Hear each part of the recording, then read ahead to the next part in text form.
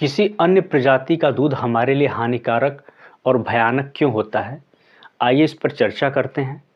चलिए देखते हैं रजनीश ओशो ने क्या कहा है इन सब चीज़ों के बारे में। रजनीश ओशो के अनुसार अगर हम किसी अन्य प्रजाति का दूध पीते हैं तो उसके बहुत सारे नुकसान होते हैं। जैसे हम सबको पता होता है कि जो दूध होता है वो मादा के खून से ही बनता है। हम एक उदाहरण लेके चलते हैं। जैसे हम बात करें गाय की, तो जो गाय का दूध होता है वो उसके बछड़े और बछिया के लिए होता है। अब उसका जो बछिया और बछवा होता है, बछड़ा होता है, वो हमारे नवजात शिशु से करीब 10 से 20 गुना बड़ा होता है।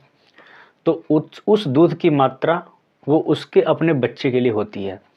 अगर वह दूध हम अपने बच्चे को पिलाएं तो एक गलत सौदा हो जाता है हमारे लिए। अब जैसे बात करें तो रजनीश ओशो ने बोला कि अगर हम कुछ भी चीज़ अत्यधिक मात्रा में अपने शरीर में डालते हैं तो जितना आवश्यक होता है वो शरीर ले लेता है, लेकिन जो बाद में जो एक्स्ट्रा बचता है वो शरीर को नुकसान इस तरह से करता है कि वो काम वासना के रूप में हमारे शरीर में व्याप्त हो जाता है। और जब कोई चीज़ एक्स्ट्रा चीज़ हमारे अंदर होती है और वो काम वासना के रूप में आती है तो उसका नुकसान ये होता है कि आदमी व्यथित हो जाता है, उसका मन कंट्रोल में नहीं रहता है, वह दुखी और अशांत महसूस करता है अपने आप को, तो उसको खराब कर देता है आदमी को। तो हमेशा वो स्थिर नहीं रह पाता है व्यक्ति, हमेशा परेशानी में रहेगा, दुख में रहेगा और चिंताओं में रहेगा। और जब भी हम किसी अन्य प्रजाति का दूध पीते हैं तो ये मान के चलें कि वो हमारे शरीर के लिए बिल्कुल नहीं है।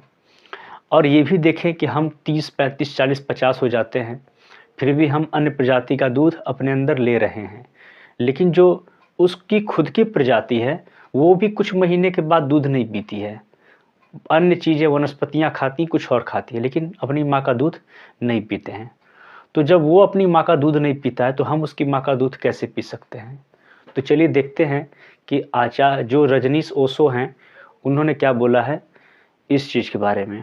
महावीर का जोर सम्यक आहार पर है, इतना कि जितने से काम चल जाता हो, लेकिन हम ज्यादा लिए चले जाते हैं। इसमें जो चीजें गिनाई हैं उन्होंने दूध, मलाई, घी, मक्खन, ये थोड़ा सोचने जैसी है।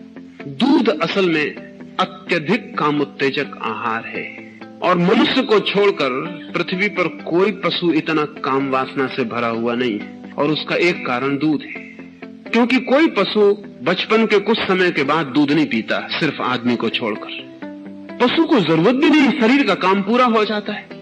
सभी पशु दूध पीते हैं अपने माँ का, लेकिन दूसरों की माताओं का दूध सिर्फ आदमी पीता है, और वो भी आदमी की माताओं का नहीं, जानवरों की माताओं का भी पीता है।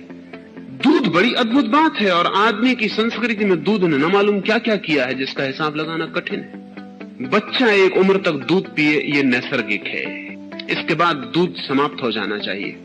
सच तो यह है जब तक माँ के स्तन से बच्चे को दूध मिल सके बस तब तक ठीक है, उसके बाद दूध की आवश्यकता नैसर्गिक नहीं है।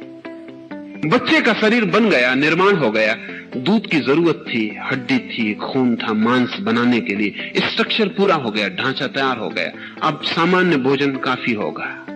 अब भी अगर दूध दिया जाता है तो ये सारा दूध काम वासना का निर्माण करता है, ये अतिरिक्त है। इसलिए वात्स्यायन ने काम सूत्र में कहा है कि हर संभोग के बाद पत्नी को अपने पति को दूध पिलाना चाहिए। ठीक कहा है। दूध जिस बड़ी मात्रा में वीर्य बनाता है और कोई चीज नहीं बनाती, क्योंकि दूध जिस बड़ी मात्रा में खून बनाता है और कोई चीज नहीं बनाती। खून बनता, फिर खून से वीर्य बनता।